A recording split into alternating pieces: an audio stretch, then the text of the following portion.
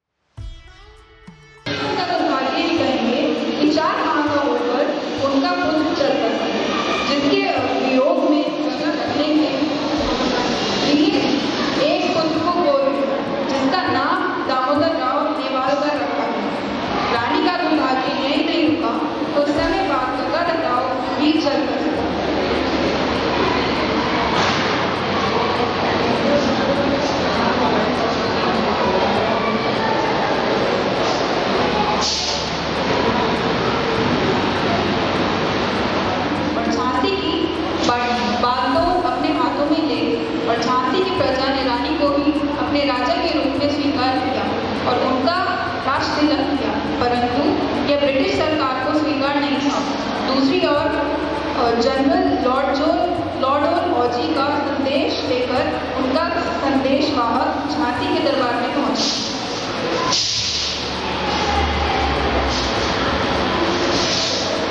तथा झांसी राज्य में जनरल लॉर्ड ऑजी का संदेश सुनाने की अनुमति चाहता हूँ।